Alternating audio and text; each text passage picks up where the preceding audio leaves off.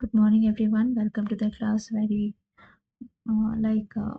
good morning. अभी के इस क्लास में हम लोग पेपर नंबर 2 करने वाले हैं. पेपर नंबर 2 जो कि हमारा कॉमर्स का पेपर है. ये हम लोग यूनिट नंबर 10 कर रहे हैं. That is income tax and corporate tax planning. My name is Nidhi Saini. मैं आपको पेपर 1 के साथ साथ 2 की भी प्रिपरेशन कराती हूँ, जो कि बिल्कुल ही फ्री ऑफ कॉस्ट होता है.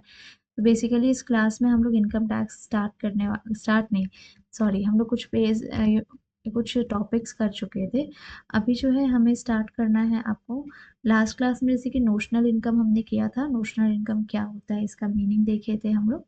और कैसे गवर्नमेंट हमारे ही प्रॉपर्टी पे नोशनल इनकम चार्ज करती है. हमारे ही लाइक जो प्रॉपर्टी है उस पर रेंट अज्यूम करती है फेयर मार्केट वैल्यू के हिसाब से, एंड उस पर आपका इनकम टैक्स कैलकुलेट होता है. ये हमने देखा था. ठीक है. एनुअल वैल्यू क्या होता है, एवी क्या होता है, ये सब हमने किया था. अब हमें देखना है इन एडमिसिबल डिडक्शन. इन एडमिसिबल डिडक्शन का मीनिंग क्या होता है. लिखा ये है कि इन एडमिसिबल डिडक्शन का मतलब होता है एक्सपेंस जिसको आप सब्ट्रैक्ट नहीं कर सकते हो. क्या लिखा है, इन एडमिसिबल डिडक्शन.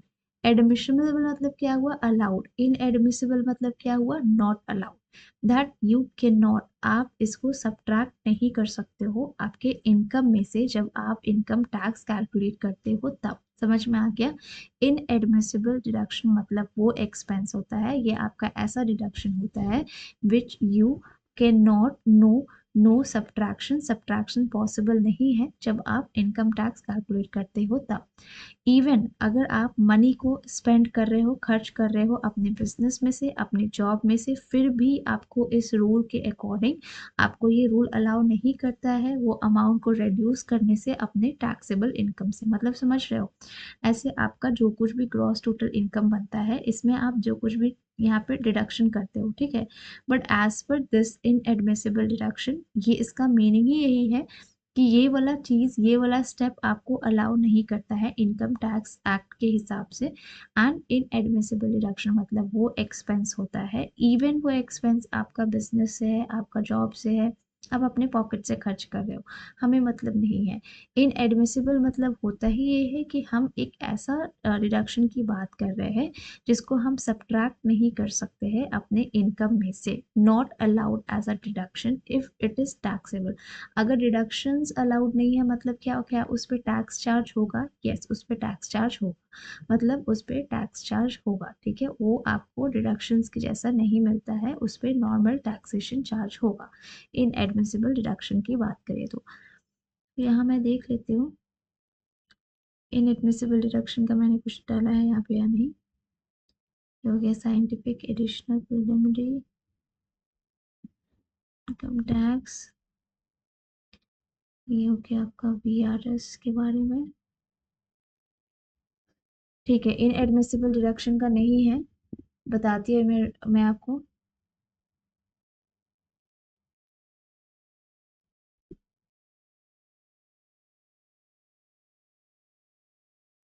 ये रहा इनएडमिसिबल डिडक्शन. इनएडमिसिबल डिडक्शन मतलब लिखा क्या है, something which is not allowed. कुछ ऐसा जो अलाउड नहीं है as a deduction. Something which is taxable. अगर वो डिडक्शन की जैसा अलाउड नहीं. डिडक्शन क्या होता है, जीटीआई माइनस डिडक्शन, ये आपका डिडक्शन होता है मतलब ये अलाउड है. अब ये डिडक्शन के जैसा अलाउड नहीं है मतलब क्या है कि ये टैक्सेबल होगा. तो इन एडमिसिबल डिडक्शन मतलब वो डिडक्शन होता है जो आपका ग्रॉस टोटल इनकम में से माइनस नहीं होता है, मतलब वो टैक्सेबल होता है, उस पर टैक्स कैलकुलेट होता है. Under the Indian income tax act कुछ ऐसे कंडीशंस होते हैं जिसको हमें मेट आउट करना होता है. Interest payable outside India to be deductible. In these conditions are met, interest expenses become inadmissible deduction. Specifically कब देखो, जब हम कुछ भी इंटरेस्ट पे कर रहे हैं आउटसाइड इंडिया तब ये आपका इनएडमिसिबल डिडक्शन में आएगा, जिस पर आपको डिडक्शन नहीं मिलेगा. आप इंटरेस्ट कहाँ पे कर रहे हो, आउटसाइड इंडिया, तो क्या ये टैक्सेबल होगा. Yes, that is taxable. Inadmissible deduction मतलब वही होता है जो टैक्सेबल होता है. इंटरेस्ट चार्ज कर रहे हैं income tax act के अंदर which is again payable outside India shall not be deducted if non payment या फिर नॉन डिडक्शन ऑफ टैक्स, ऐसा वो टैक्स जो कि आपका जिस पर इंटरेस्ट अभी तक पे नहीं हुआ है, हैव नॉट बीन पेड, या टीडीएस डिडक्ट नहीं हुआ है as per the provision of income tax.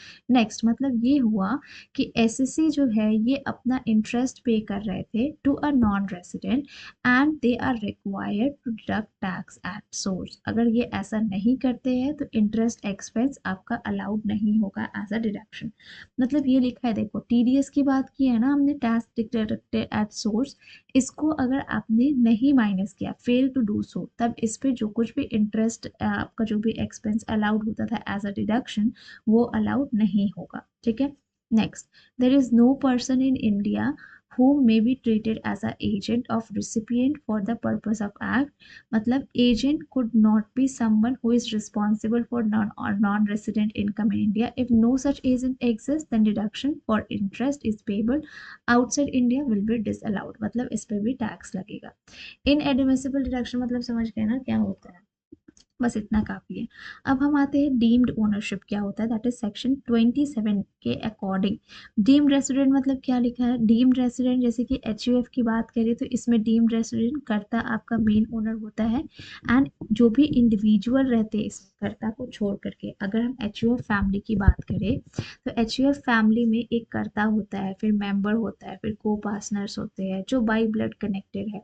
तो कर्ता तो ओनर हो गया, बाकी सब कौन हो गया, बाकी सब डीम्ड ओनरशिप हो गए। कौन हो गया, डीम्ड ओनर हो गया। ठीक है, डीम्ड ओनर मतलब ये होने वाला है जिसको हम लेके चलते हैं। जैसे कि यहाँ पे देखोगे डीम्ड ओनरशिप सेक्शन 27 में लिखा है कि under section 27 of Indian income tax act, ठीक है, कुछ ऐसे जैसे कि प्रॉपर्टी के जो ओनर्स को हम किसको कंसिडर करेंगे, मतलब हम लोग बोलते हैं ना कि अगर जैसे कि हमारे गार्डियन होते हैं, तो अगर हमारे फादर अवेलेबल नहीं है तो हमारे फादर के अवेलेबल में कौन हमारे गार्डियन होते हैं, हमारी मॉम हमारी गार्डियन होती है। ठीक है, अगर फादर अवेलेबल नहीं है, आउट ऑफ इंडिया गए हुए या कहीं भी, तो इनके बिहाफ में कौन हमारा सारा कुछ देखेगा, मदर देखेंगी। तो ये क्या हुआ, डीम्ड ओनरशिप हुआ।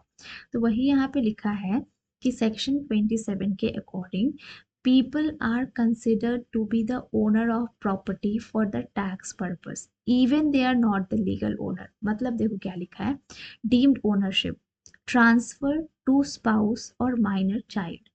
टू स्पाउस, अगर हम अपनी प्रॉपर्टी को ट्रांसफर कर रहे हैं अपने स्पाउस को, ठीक है, अपनी वाइफ को, if you give a property to your spouse without any payment not as a part of separation agreement, you are still considered to the owner of the for the tax purpose. ये क्या लिखा है, इसको मैं easy language में बताती हूँ। Basically ये कहना ये चाहते हैं कि मान लो दो पार्टनर है, हस्बैंड हुए एंड वाइफ हुए, ठीक है, दो पार्टनर है। अब होता ये है कि हस्बैंड बोलता है कि मेरा जो भी प्रॉपर्टी है वो तो आपका ही है, तो मैं अपने नाम पे रखूँ या आपके नाम पे रखूँ, क्या फर्क पड़ता है। तो मैं एक काम करता हूँ, अपना सारा का सारा प्रॉपर्टी आपके नाम पे ट्रांसफर कर देता हूँ, आपके नाम पे ट्रांसफर कर रहा हूँ, बट बट अभी भी इसको सारा कुछ मैं ही देखूंगा। मतलब इसका देख रेख, ये प्रॉपर्टी का, इस प्रॉपर्टी का प्रॉफिट क्या हो रहा है, लॉस क्या हो रहा है, कितना क्या पेमेंट हो रहा है, कितना एक्सपेंस हो रहा है, सारा कुछ कौन देख रहा है, ये हस्बैंड देख रहा है। बट नाम किसका जुड़ा हुआ है, वाइफ ही का जुड़ा हुआ है अपना। तो ये कंडीशन में हम वाइफ को मेन ओनर तो मानेंगे ही, बट इसके साथ साथ इसका हस्बैंड डीम्ड ओनर कहलाएगा। क्या कहलाएगा, डीम्ड ओनर कहलाएगा।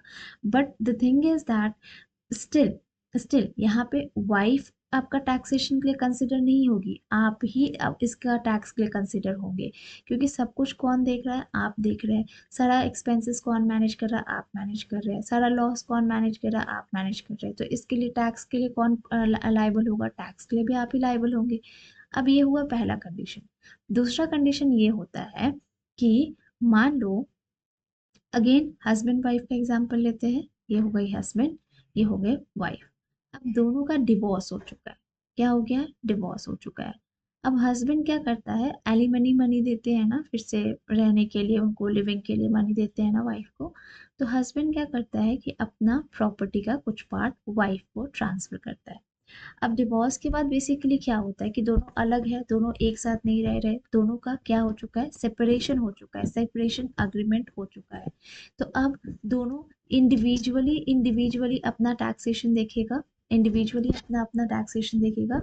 तो इस सिचुएशन में हम इन दोनों को अपना अपना टैक्स के लिए लायबल मानेंगे। मतलब इसका प्रॉपर्टी पे ये टैक्सेबल होगा एंड वाइफ का प्रॉपर्टी पे वाइफ टैक्सेबल होगी। सेम यहाँ लिखा है, if you give a property to your spouse, अगर आप अपना प्रॉपर्टी अपने वाइफ को देते हो विदाउट एनी पेमेंट, कोई पेमेंट के बिना, या फिर विदाउट एनी सेपरेशन अग्रीमेंट, जैसे यहाँ कोई सेपरेशन अग्रीमेंट नहीं था, यहाँ पे कोई भी सेपरेशन अग्रीमेंट नहीं था, बट यहाँ पे आपका सेपरेशन अग्रीमेंट है। क्या लिखा है, अगर आप अपना प्रॉपर्टी को ट्रांसफर कर रहे हो without any payment, without any payment और without any separation, in that case आप ही जो ट्रांसफर कर रहा है ना, वही पर्सन उस टैक्स के लिए लायबल होगा। ठीक है, उस टैक्स के लिए वही पर्सन लायबल होगा। जैसे यहाँ लिखा है, देखो, ट्रांसफर हो रहा है प्रॉपर्टी का husband to wife, real owner कौन है, वाइफ है, क्योंकि वाइफ के नाम पे इसने बहुत चालाकी से अपना पूरा हर प्रॉपर्टी को ट्रांसफर कर दिया है। अब होता ये है कि हस्बैंड पूरा खुश है कि मेरा तो भाई मेरे नाम के नीचे कुछ नहीं आ रहा है, सब मेरा वाइफ के नाम के नीचे आ रहा है, वो एक फीमेल है, फीमेल पे कम टैक्सेशन लगेगा। ठीक है, उसका अर्निंग भी कम है तो उसके ऊपर कम टैक्सेशन लगेगा।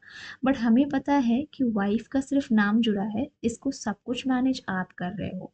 तो आप कौन हुए, डीम्ड ओनर हुए, आप कौन हुए, डीम्ड ओनर हुए। ठीक है, तो इस केस में होता ये है कि टैक्सेशन पर्पस के लिए कौन लायबल होगा, टैक्सेशन पर्पस के लिए आप लायबल होंगे, हस्बैंड आप लायबल होंगे। ठीक है, अगर यही एक सिनेरियो रहता है कि आपका सेपरेशन हो चुका है, आपने कुछ पेमेंट लेकर के ये दोनों का प्रॉपर्टी ट्रांसफर किया है, तब आप लायबल नहीं होते, तब आपकी वाइफ ही लायबल होती। जब दोनों का बीच में सेपरेशन हो जाता है या दोनों का बीच में प्रॉपर्टी को ट्रांसफर करने को कुछ पेमेंट वेमेंट एक्सचेंज हुआ होता, तब वाइफ लायबल होती। बट दोनों का बीच में ना ही डिवोर्स हुआ है, ना ही कुछ पेमेंट को लेकर कुछ बातचीत हुई है, बट इसने ऐसे ट्रांसफर किया, तो इस केस में हस्बैंड ही टैक्सेशन के लिए लायबल होंगे। तो this is the case of transfer to spouse in case of unreal. ठीक है, ठीक है, दिस इज द स्पाउस का बात किए। अब नेक्स्ट हम देखते हैं माइनर चाइल्ड का क्या लिखा है। माइनर चाइल्ड मतलब बिलो 18, 18 से कम। ठीक है, if you give a property to your minor child except a married daughter, married daughter नहीं होना चाहिए, मैरिड डॉटर नहीं होना चाहिए, मैरिड सन चलेगा। अब क्या कर रहे हो आप कि आप एक फादर हो, आपने अपना पूरा प्रॉपर्टी अपने सन को, माइनर सन को ट्रांसफर किया, ये सोच करके कि ये तो माइनर है, बिलो 18 है, तो इसके ऊपर टैक्सेशन कम लगेगा। ठीक है, इसके टैक्स कैलकुलेशंस अलग होंगे। तो होता ये है कि इस केस में भी जबकि आपने जो प्रॉपर्टी को ट्रांसफर किया है, ना ही कोई पेमेंट को लेकर के ट्रांसफर किया है और ना ही कोई सेपरेशन हुआ है दोनों के बीच में। ठीक है, ऐसा कुछ नहीं हुआ है, आपने ऐसे ही ट्रांसफर कर दिया है। अब इस सिनेरियो में भी कौन लायबल होगा, कौन लायबल होगा आपका सारा ये के लिए, आपका लायबल पर्सन जो होंगे, ठीक है, टैक्सेशन के लिए, वो स्टिल फादर ही होंगे। क्यों, क्योंकि यहाँ पे जो ट्रांसफर हो रहा है प्रॉपर्टी का, वो कोई भी पेमेंट, ना ही कोई पेमेंट लेके हो रहा है, ना ही कोई सेपरेशन से हो रहा है।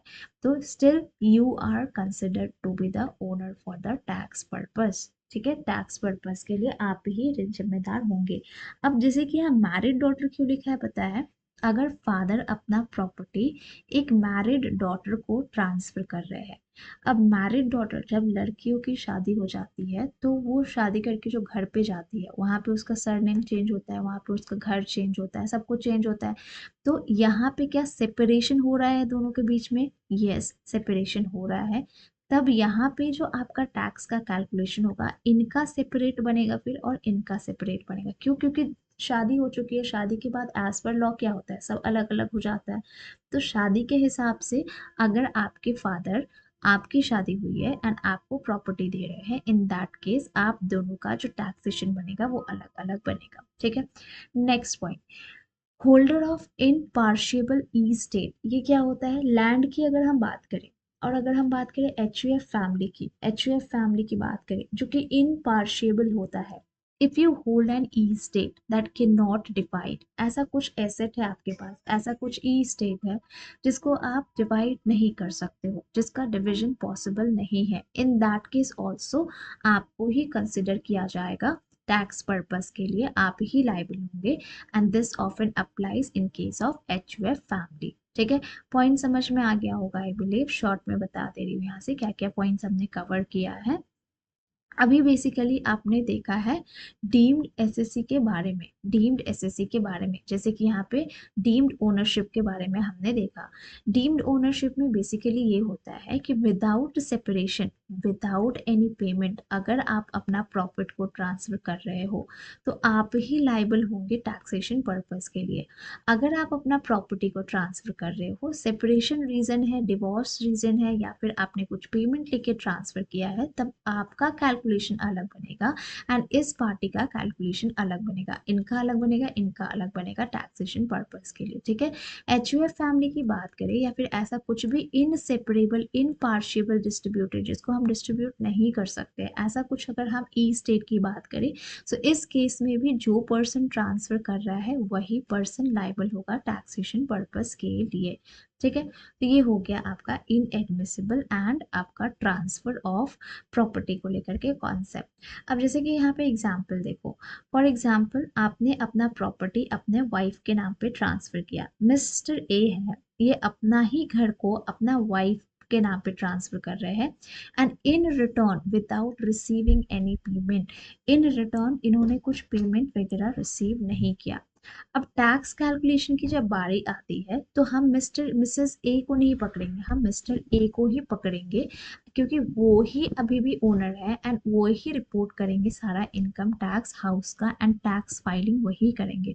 ठीक है, अब जैसे कि माइनर चाइल्ड की बात करें तो मिस्टर बी जो है अपना सारा प्रॉपर्टी अपना यंग सन को ट्रांसफर कर रहे हैं विदाउट एनी पेमेंट।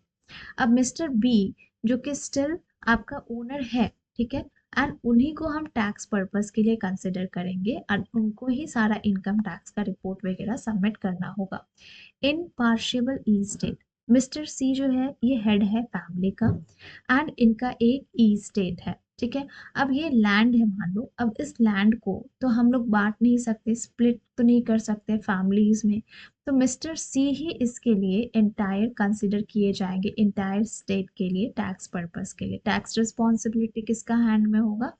इवन अगर आप लीगली ट्रांसफर कर रहे हो अपने प्रॉपर्टी को, बट स्टिल आपको ट्रांसफर करने के बाद भी आपको ही टैक्स पे करना होगा। तो ये सारे रूल्स आपको हेल्प करते हैं टैक्स पेमेंट को समझने में। इन सिंपल टर्म हम बोल सकते हैं कि अगर आप अपना प्रॉपर्टी अपना स्पाउस, माइनर चाइल्ड या किसी भी होल्ड या फिर अनडिवाइडेड फैमिली स्टेट को देते हो तो एज पर लॉ ओनर ही आपका रिस्पॉन्सिबल होता है टैक्स के लिए एंड टैक्स प्रॉपर्टी के लिए। तो ये प्रोविजन आपको बताते हैं कंडीशंस किसके, डीम्ड ओनर के बारे में। बिल्डिंग एंड प्रॉपर्टी, फर्स्टली एक मेंबर कोऑपरेटिव सोसाइटी, कंपनी या other association of member is considered to be the owner of building and उसके बाद अगर वो लीज पे दे रहा है फिर भी वही पर्सन होगा आपका ये टैक्सेशन लिए। सेकेंडली एक पर्सन है in possession of property, contract 53A के अकॉर्डिंग ट्रांसफर करता है बट स्टिल वो ही डीम्ड ओनर कहलाएगा। ठीक है, तो यहाँ पे भी सेम बात लिखा हुआ है जो हमने अभी तक पढ़ा।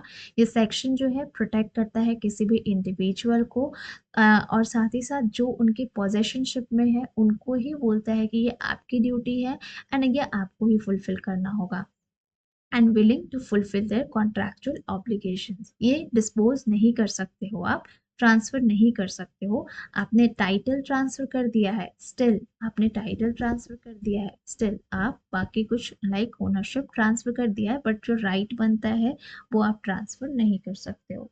ठीक है, अब देखो मान लो लास्टली एक पर्सन है जिसने लीज पे लिया हुआ है किसी प्रॉपर्टी को, कितने साल के लिए? Less than 12 years, less than 12 years, that is considered to be the owner. Long term lease है तो इसमें ओनरशिप जो है ये एक्सटेंड हो रहा है, अगर मान लो ड्यूरेशन की वजह से, स्टेबिलिटी की वजह से, तो ये आपका long term and significant interest of property, उस केस में आपका ओनरशिप डिस्ट्रीब्यूट हो जाता है। ठीक है, अब हम आ जाते हैं unrealised and arrears, rent arrears के बारे में पढ़ने के लिए। ये हम ऑलरेडी प्रीवियस क्लास में पढ़ चुके हैं, यहाँ पे शॉर्ट में आपको दिया हुआ है। जैसे कि अनरियलाइज्ड रेंट का मतलब क्या होता है, मैंने जैसे कि बताया था कि हमने एक स्टूडेंट को रेंट पे रूम दिया, उसने 12 मंथ का कॉन्ट्रैक्ट किया था, बट होता ये है कि ये सिर्फ 8 मंथ का पे करता है, ठीक है, एंड 2 मंथ का पे नहीं करता है। तो ये जो 2 मंथ का पे नहीं किया, तो इसको हम क्या बोलेंगे, इसको हम बोलेंगे अनरियलाइज्ड रेंट, जो मुझे नहीं मिल पाया। 8 मंथ का पे किया है, ठीक है, this is a realised rent, जो मुझे मिल गया है। एंड ये जो 2 मंथ का इसने पे नहीं किया है, दिस इज अनरियलाइज्ड रेंट। तो सेक्शन 25A के according of income tax act 1961, the taxability of recovery of unrealized rent and arrear of rent received is specified as follow. Taxable in the year of receipt realization. कोई भी ऐसा unrealised rent, ठीक है, जो अभी तक recover नहीं हुआ है एंड सब्सिक्वेंटली रिकवर, या फिर कोई भी अरियर रेंट रिसीव नहीं हुआ है या रिसीव नहीं हुआ है और वो होने वाला है, ठीक है। क्या लिखा है देखो, कोई भी ऐसा अनरियलाइज्ड रेंट था जो अभी रिकवर हो चुका है, ठीक है, या कोई भी ऐसा अरियर रेंट था जो आपको रिसीव हो गया है, वो टैक्सेबल कब होगा, जिस ईयर में in which such year rent is actually received or realized regardless of the year to which pertains।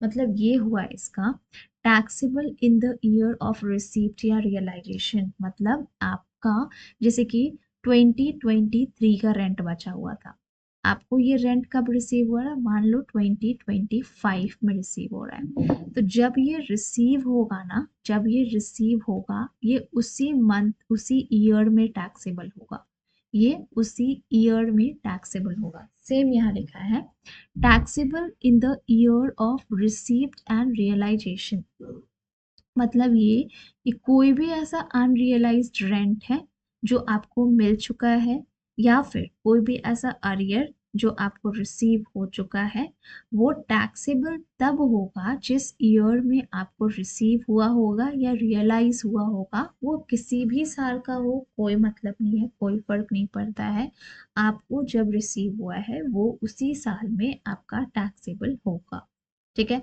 अब ये 30% का कैलकुलेशन क्या है, deduction at the rate 30% of rent received या रियलाइज्ड, मतलब ये हुआ कि आपको डिडक्शंस अलाउड है ऑफ 30% ऑफ रेंट रिसीव्ड या रियलाइज्ड। अब जैसे कि यहाँ पे जो भी आपका अनरियलाइज्ड रेंट था, अब ये रियलाइज्ड हो चुका है, 2025 में रियलाइज्ड हो चुका है, तो जो 2025 में रियलाइज्ड हुआ उस पे 30% का डिडक्शंस आपको अलाउड है। ये जो डिडक्शंस होगा, ये आपका account for any expense incurred process. अब जैसे कि डिडक्शन क्यों दिया जाता है, अब मान लो आपको आपका काफ़ी मतलब बहुत बड़े बड़े शहरों में जो रेंट अमाउंट होता है काफ़ी बिग बिग अमाउंट होता है। अब मान लो आपका रेंट अमाउंट कितना रिकवर करने का था, मान लो 5 लाख रिकवर करने का था, तो हम इस अमाउंट को तो ऐसे ही नहीं छोड़ सकते हैं। ये रेंट अमाउंट बनता है एक्चुअली 2023 का, बट ये 2025 में आपको रिसीव हुआ है। अब ये 5 लाख जो अमाउंट है ना, ये ओनर ऐसे ही नहीं छोड़ सकता था, क्योंकि ये काफ़ी एक अच्छा खासा अमाउंट है, तो इसने इसको रिसीव करने के लिए अपना कोर्ट का खर्चा लगाया होगा, अपना व्हीकल का खर्चा लगाया होगा, अपना ट्रैवलिंग का खर्चा लगाया होगा। तो ये सब जो खर्चा है ना, ये सब खर्चा को मैनेज करने के लिए आपको 30% का डिडक्शंस दिया जाता है अनरियलाइज्ड रेंट पे, ठीक है, कि आपने ये अमाउंट को रिकवर करने के लिए जितना भी कॉस्ट बेयर किया है, इसको ध्यान में रखते हुए हम इस पर आपको 30% का डिडक्शंस प्रोवाइड करेंगे 2025 में, जब आपको ये रिसीव होगा तब। सेम यहाँ लिखा है, ये जो डिडक्शन है ये प्रोवाइड किया जाता है अकाउंट फॉर एनी एक्सपेंस, कुछ भी ऐसा एक्सपेंस अगर आपने बेयर किया है ऐसे प्रोसेस, किस प्रोसेस में आपने अमाउंट बेयर किया है, रेंट को रिकवर करने के लिए, तो इससे आपको 30% का डिडक्शन मिल जाएगा। अब आपका सिर्फ 70% अमाउंट ही टैक्सेबल होगा। ठीक है, taxable even if SSC is not the owner in the financial year of receipt and realisation. मतलब क्या हुआ, जो रिकवर्ड रेंट है, अब जैसे कि ये 5 लाख मेरे को मिला, 5 लाख कब मिला, 2025 में मेरे को 5 लाख मिला। तो ये जो मेरा रिकवर रेंट हुआ, ये क्या हुआ, मेरा रिकवर्ड रेंट हुआ, क्योंकि मेरे को अभी काफी टाइम बाद मिला है। तो होता ये है कि rent is taxable even if SSC is not the owner of property. अब ये मान लो कि ये पहले ये जो घर था रेंट वाला, अब ये ओनर ने सोचा कि मैं अब ये देश ही छोड़ के चला जा रहा हूँ, मैं कहीं और रहूंगा, ये इस घर को बेच के चला जा रहा हूँ। तो इसने इसको बेच दिया और ये चला गया और अब ये यहाँ पे रह रहा है। अब जब इसको 5 लाख मिला, तो ये इसके हैंड में टैक्सेबल होगा, सही है, 30% डिडक्शन के साथ, सही है।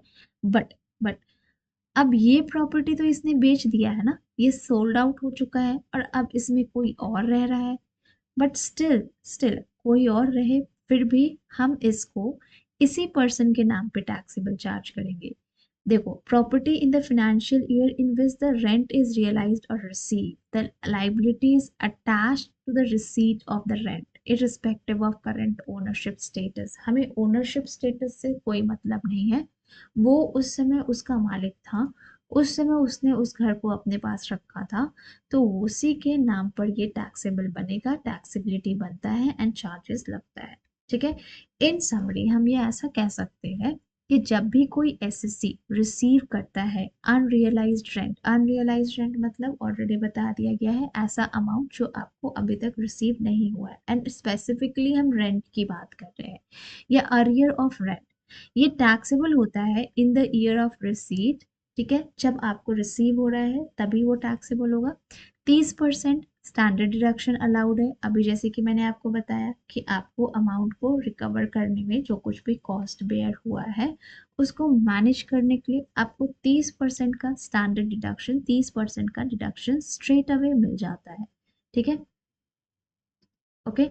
उसके बाद and it remains taxable even if SSC is no longer owns the property. ये तब भी टैक्सेबल होगा जब आपका ओनर इसका रिस्पॉन्सिबल नहीं होगा, फिर भी ये तब भी टैक्सेबल होगा जब ओनर इसका रिस्पॉन्सिबल नहीं होगा, तब भी। ओके, एक मिनट।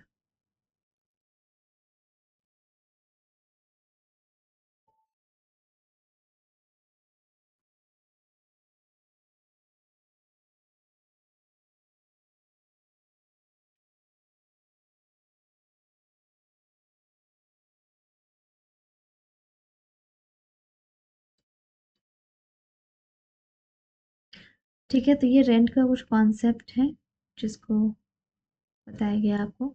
अब देखो, रूल 4 के बारे में हमने पढ़ा था। रूल 4 क्या था, रूल 4 में हमने देखा था कि आप जो कुछ भी रेंट का अमाउंट ले रहे हो उसको कैसे करने का है।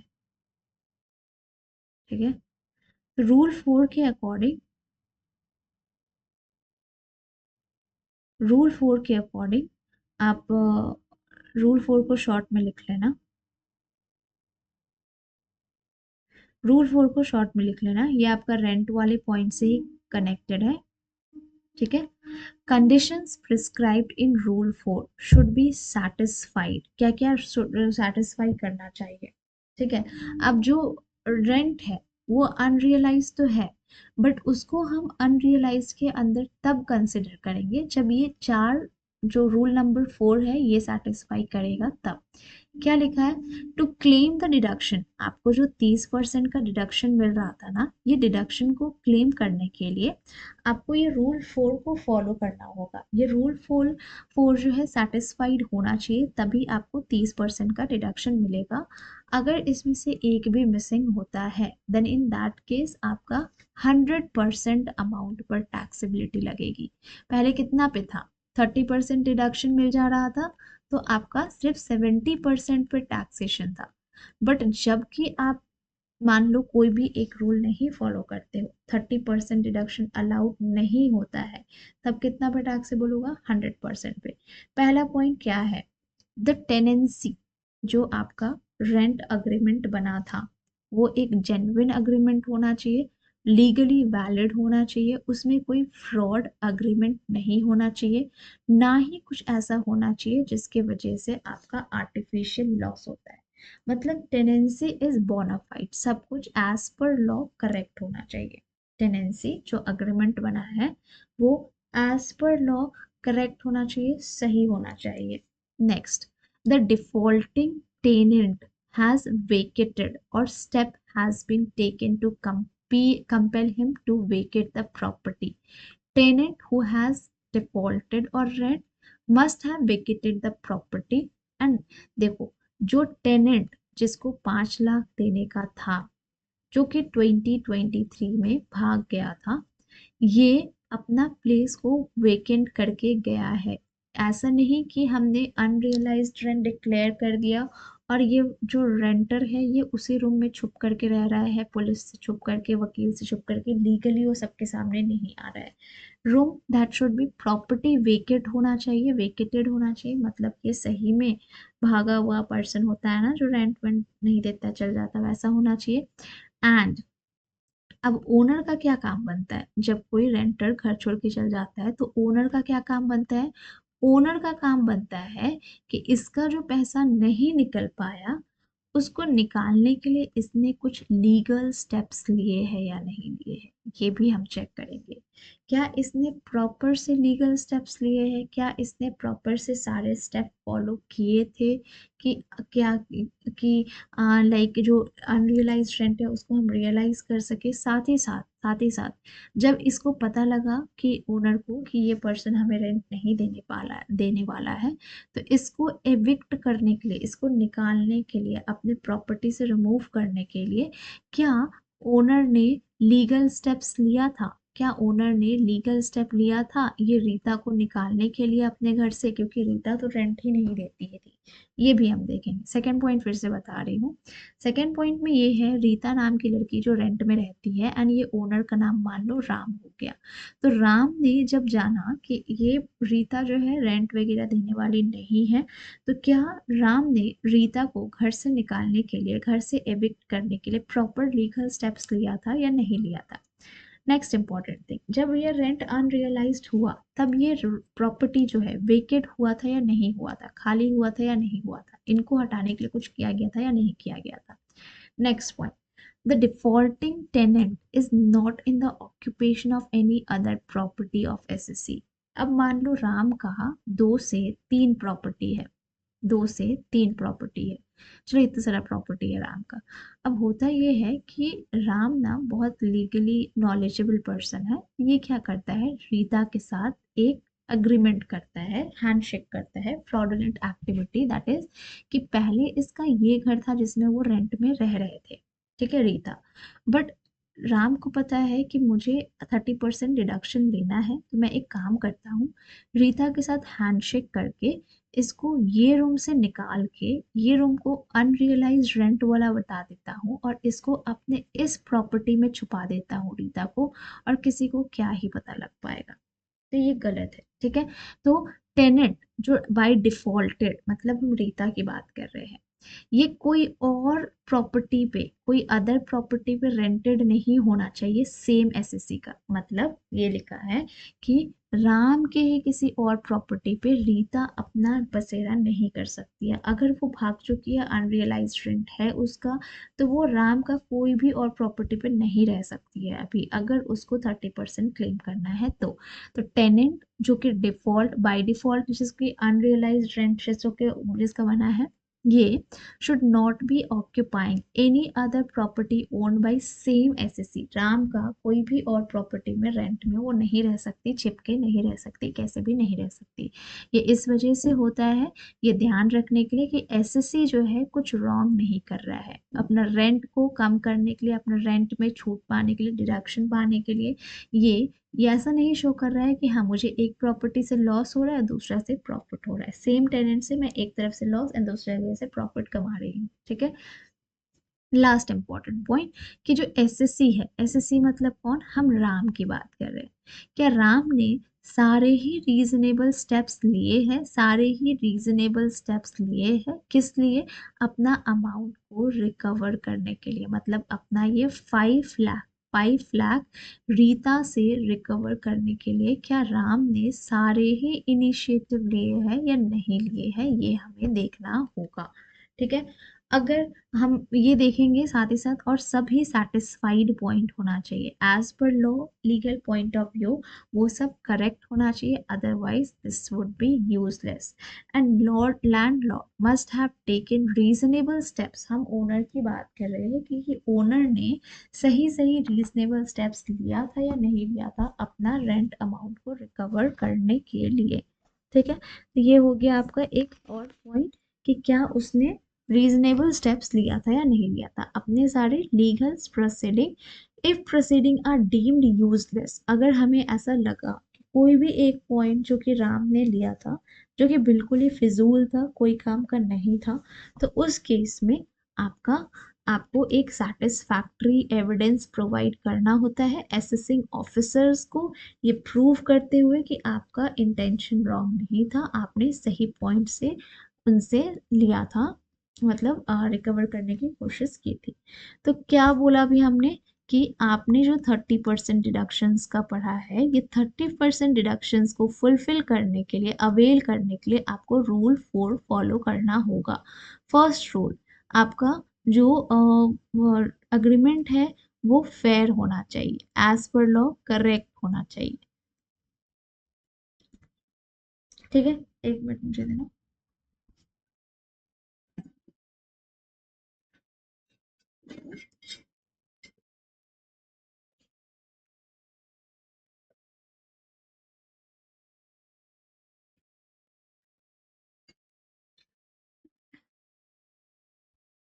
एज पर लॉ करेक्ट होना चाहिए। ठीक है, एज पर लॉ करेक्ट होना चाहिए, उसमें कोई गड़बड़ी नहीं होना चाहिए। नेक्स्ट पॉइंट हम देखते हैं।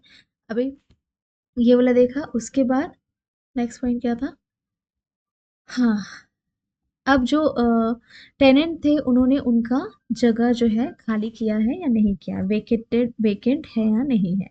ठीक है, वेकेंट प्लेस होना चाहिए। थर्ड सेकंड पॉइंट ये हो गया, डिफॉल्ट किसी और प्रॉपर्टी में नहीं होना चाहिए, वो दूसरे प्रॉपर्टी में नहीं होना चाहिए, साथ ही साथ कि डिफॉल्ट टेनेंट वो बने हैं या नहीं, ठीक है, दूसरे प्रॉपर्टी में वो बने हैं या नहीं default tenant. And fourth point, कि क्या उसने सारा रीजनेबल स्टेप्स लिया है या नहीं लिया है उनको बाहर निकालने के लिए, ठीक है, रेंट अमाउंट रिसीव करने के लिए। ठीक है, अब हम आ जाते हैं इनकम फ्रॉम कैपिटल गेन्स को पढ़ेंगे अब। हाँ, तो यहाँ पे देखो क्या लिखा है, taxability of recovery of unrealised rent, आपको जो रेंट नहीं मिल पा रहा था तो आपने उसको कैसे कैलकुलेशन करना है वो देखो। ये टैक्सेबल होगा जिस ईयर में आपको रिसीव हो रहा है, सेम ईयर में, इन द ईयर ऑफ रिसीव, जिसमें आपको मिल रहा है उसी ईयर में ये टैक्सेबल होगा। डिडक्शन मिलता है आपको 30% का, रेंट जो रिसीव हो रहा है उस पर आपको स्टैंडर्ड डिडक्शन मिलता है 30% का। टैक्सेबल तब भी ये होगा अगर ओनर, एसएससी जो है वो ओनर नहीं है, फिर भी ये अमाउंट टैक्सेबल होगा।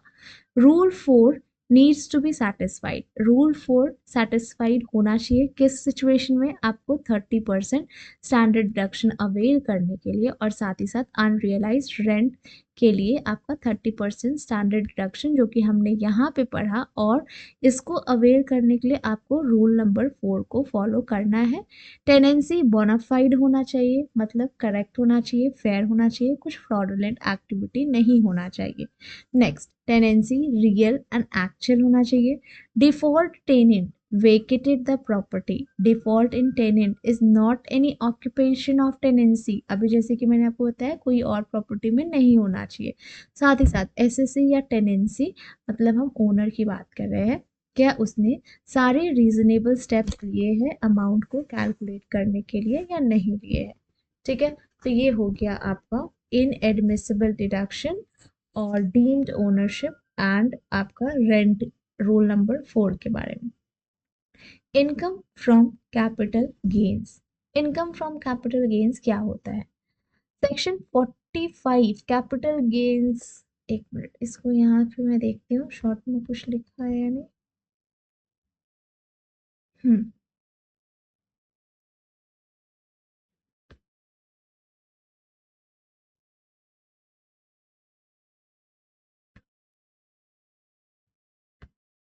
हम्म कैपिटल गेन्स क्या होता है? कैपिटल गेन्स मतलब इनकम, मतलब तो समझ में आता है कि इनकम मतलब हम इनकम की बात करें। इनकम हमें किससे हो रहा है? कैपिटल गेन से हो रहा है। कैपिटल गेन्स मतलब क्या हुआ? हम बात कर रहे हैं बेसिकली अपना ही कुछ पर्सनल एसेट्स। क्या हमारा कैपिटल गेन्स में आएगा? नहीं, पर्सनल एसेट्स हमारा कैपिटल गेन्स में नहीं आएगा। तो क्या हम अपना ज्वेलरी, अपना ड्राइंग्स, पेंटिंग्स या कोई भी ऐसा वर्क आर्ट का, क्या हम उसको कैपिटल गेन्स में कंसिडर कर सकते हैं? नहीं, हम नहीं कर सकते हैं। मतलब कैपिटल गेन्स की बात की जाए तो इसमें हम अपना कुछ भी पर्सनल इंक्लूड नहीं करेंगे। That is income from capital gain, section 45 to 55। ये वो सब एसेट होंगे। Capital gains and capital assets की बात की जा रही है, एसेट्स की बात की जा रही है, पर्सनल एसेट्स नहीं, सिर्फ एसेट्स की बात की जा रही है।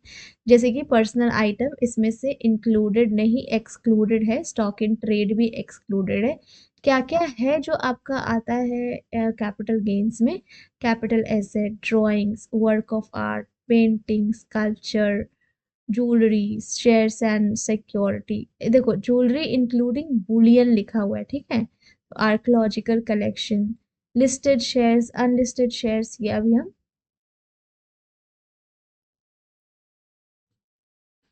करेंगे। तो इनकम फ्रॉम कैपिटल गेन्स जो कि स्टार्ट होता है आपका सेक्शन नंबर 45 से। यहाँ पे दिया हुआ है, देखो।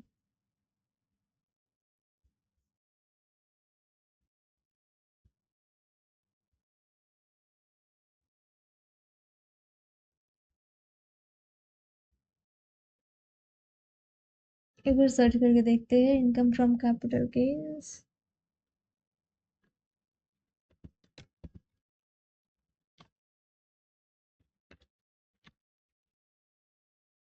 ठीक है, ये तो पूरा आ गया। एनी प्रॉफिट और gain, income from capital gain क्या होता है? कोई भी ऐसा प्रॉफिट, इनकम लिखा है ना, इनकम मतलब क्या हुआ? हम प्रॉफिट, चलो गेन का मतलब तो समझ जाओगे ना, गेन मतलब क्या होता है? गेन मतलब प्रॉफिट होता है।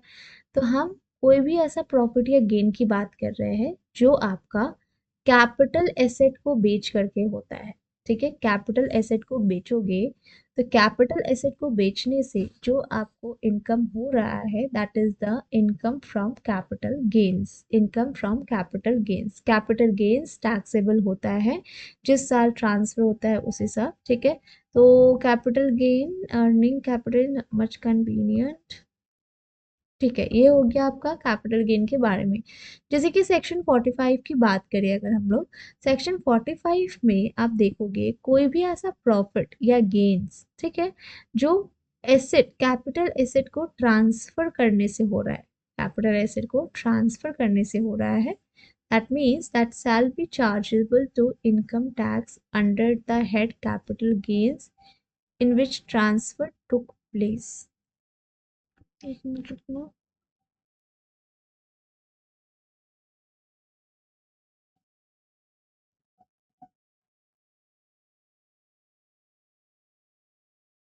ठीक है, तो 45, सेक्शन 45 में क्या लिखा है कि that is arising from capital gain, transfer कर रहे हैं हम एसेट का, कैपिटल एसेट का, उससे हो रहा है, दैट इज 45 में। 46 में आपका हम देखेंगे कि it provides mode of computation of full value of consideration receive accruing as a result for transfer of capital asset. 48 में क्या है? 48 में भी आपका computing capital gain difference from full value of consideration and received value of consideration का difference की बात करें। 49 में cost of acquisition and जैसे गिफ्ट हुआ, ट्रांसफर ऑफ गिफ्ट या बिल की हो गई बात। 50 टू 55 में आपका डेप्रिशिएबल एसेट्स की हो रही है बात। एसेट्स हो गया कंपनी, जिसका कैपिटल एसेट कन्वर्जन हो रहा है, ठीक है, स्टॉक इन ट्रेड, ये हो गया 50 to 55। तो एसेट्स मतलब क्या होता है? एसेट्स आपका इमूवेबल भी होता है, मूवेबल भी होता है। जैसे कि हम ज्वेलरी की बात करें तो ये मूवेबल हुआ, और जैसे कि हम लैंड की बात करें तो ये आपका इमूवेबल होता है। क्या होता है? इमूवेबल होता है, इमूवेबल प्रॉपर्टी होता है, ठीक है, इमूवेबल एसेट होता है। तो मूवेबल में जैसे कि यू कैन सी, मूवेबल में आप देख सकते हो, ये ऐसे क्यों हो गया, ठीक है। मूवेबल में आप देख सकते हो कि एक होता है बिजनेस का और एक होता है पर्सनल का। ए मूवेबल में भी बिजनेस एंड पर्सनल। मूवेबल में स्टॉक इन ट्रेड पीजीबीपी, यहाँ भी stock in trade PGBP, other capital asset, other capital asset. Personal आपका कैपिटल एसेट कभी भी कंसिडर नहीं किया जाएगा मूवेबल में। समझ में आ रहा है? मूवेबल में पर्सनल एसेट कभी भी आपका कैपिटल एसेट नहीं कंसिडर किया जाएगा। इमूवेबल में, पर्सनल में आपका कैपिटल एसेट कंसिडर कर सकते हैं। अब देखो यहाँ पे ये जो डायग्राम है ये बताता है आपको एसेट का क्लासिफिकेशन कैटेगरी के बेसिस पे। एसेट को बेसिकली हमने मूवेबल एंड इमूवेबल में ट्रांसफर कर रखा है। मूवेबल में सारे वो बिजनेस एसेट्स आ जाएंगे, स्टॉक इन ट्रेड जो कि profit and gains of business and profession, inventory of goods, other assets हो गया, मशीनरी जो मैन्युफैक्चरिंग के लिए यूज होता है। Personal movable assets are not considered as capital asset. मैं बार बार इसको बोल रही हूँ, एग्जाम में अगर पूछ दिया तो बोलना मत कि पर्सनल कैपिटल एसेट जो है इसको हम लोग कंसिडर करते हैं कैपिटल एसेट में। लिखा है पर्सनल कैपिटल एसेट, लेकिन इसको हम लोग कैपिटल एसेट में कंसिडर नहीं करते हैं। जैसे कि पर्सनल ज्वेलरी हुआ, इसको हम कैपिटल एसेट नहीं मान सकते, हम अपनी ज्वेलरी नहीं बेच सकते हैं। इमूवेबल मतलब क्या होता है? ऐसे बिजनेस एसेट्स की बात कर रहे हैं, स्टॉक इन ट्रेड हुआ, लैंड या बिल्डिंग हुआ, रियल स्टेट का हुआ, ठीक है, तो ऑफिस बिल्डिंग बिजनेस पर्पस के लिए। Personal immovable asset, house property हो गया, ये सब इमूवेबल में आएगा। तो movable that is PGBP, business stock of goods retailer inventory, ठीक है, and other capital asset. Not as a capital asset personal item और नॉट, जैसे कि क्लोथ्स या फिर हमारा पर्सनल कार भी आपका कैपिटल एसेट्स में नहीं आएगा। तो इन summary immovable is the real estate developer and flat से सब यूज करते हैं। ऑफिस बिल्डिंग की बात की जा रही है, ठीक है।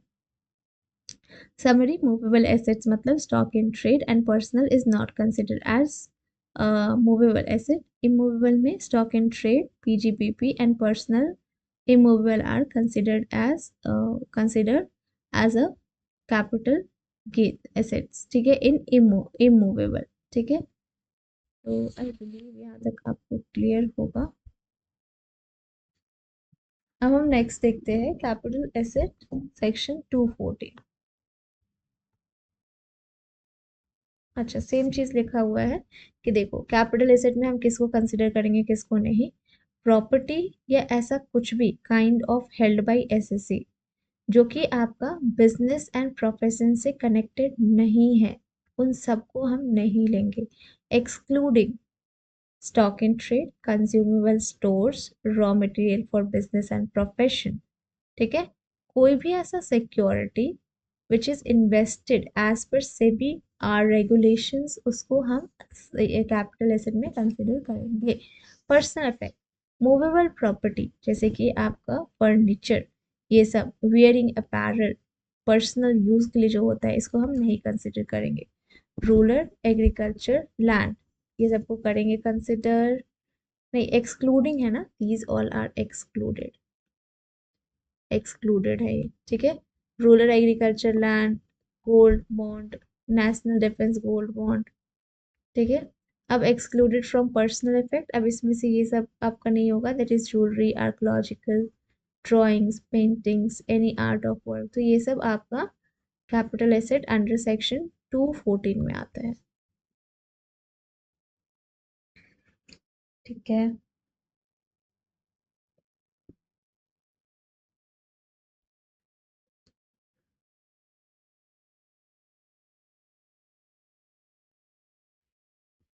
अब हम आते हैं शॉर्ट टर्म कैपिटल एसेट पे। शॉर्ट टर्म कितना होता है? शॉर्ट टर्म हमेशा 12 मंथ से कम होता है, लॉन्ग टर्म क्या होता है? लॉन्ग टर्म हमेशा 12 मंथ से ज़्यादा का होता है। एसेट क्लास, कोई भी ऐसा सिक्योरिटीज जो लिस्टेड है एंड रिकॉग्नाइज्ड है by stock exchange other than unit, ठीक है, और साथ ही साथ वो 12 महीने से कम का है तो वो शॉर्ट टर्म कैपिटल एसेट में आएगा। 12 से ज़्यादा का है लॉन्ग टर्म में जाएगा। जीरो कूपन बॉन्ड का भी सेम है। Unlisted shares, land and building, इसके लिए आपका 24 मंथ होता है, ठीक है। देखो किसके लिए 12 मंथ हम लिख सकते हैं, किसके लिए हम 24 मंथ लेंगे और किसके लिए हम 3 साल लेंगे, ये हमें देखना जरूरी है इस चार्ट में। अब देखो यहाँ पे लिखा है अनलिस्टेड शेयर, यहाँ क्या लिखा था? Listed shares. देखो लिस्टेड शेयर्स तो इसके लिए 12 महीना लेते हैं। अनलिस्टेड शेयर्स के लिए हम 24 मंथ लेंगे, यहाँ पे 12 मंथ, यहाँ पे 24 मंथ। अनलिस्टेड शेयर्स हो गया, लैंड और बिल्डिंग हो गया, ये सब के लिए हम 24 मंथ्स लेंगे, ठीक है। अगर 24 मंथ से कम है तो हम इसको शॉर्ट टर्म में लेंगे, अगर ज़्यादा है तो लॉन्ग टर्म में लेंगे। डेट हो गया, ओरिएंटेड फंड हो गया, ठीक है, ये सब आपका हम इस सब के लिए 36 मंथ लेंगे। 36 मंथ से कम मतलब शॉर्ट टर्म, 36 नहीं, यहाँ पे 24 ही, तो फिर ज़्यादा हो गया, दैट मीन्स वो आपका एलटीसीए की बात कर रहे हैं। तो यू हैव टू रिमेम्बर कि किस में कितना मंथ जाएगा। शॉर्ट टर्म में आपका 36 जाएगा, लॉन्ग टर्म में आपका, सॉरी, लिस्टेड में आपका 12 जाएगा, अनलिस्टेड में 36 जाएगा। डेट में आपका कोई ऐसा नहीं है, नहीं 36 है, 36, okay. And LTCA less than 24। तो ये सब ऐसे long term capital gains, short term capital gains, इस सब का हेल्प से आप जीरो कूपन बॉन्ड जो है सबसे छोटा होता है, ठीक है, तो ये सब आप पढ़ सकते हो। आई बिलीव आपको ये सेशन अच्छा लगा होगा। Thank you so much for watching. यहाँ से एक बार पढ़ लेना, ठीक है। कहीं कुछ डाउट हो मेरे से पूछ लेना, नेक्स्ट क्लास में हम लोग यहाँ से स्टार्ट करेंगे। ये वाला भी आपका इजी है, फॉर्मूला है, बस बस यहाँ से भी ये वाला फॉर्मूला लिख सकते हो, सेम फॉर्मूला है, index of cost of improvement. चलो, thank you so much for watching everyone.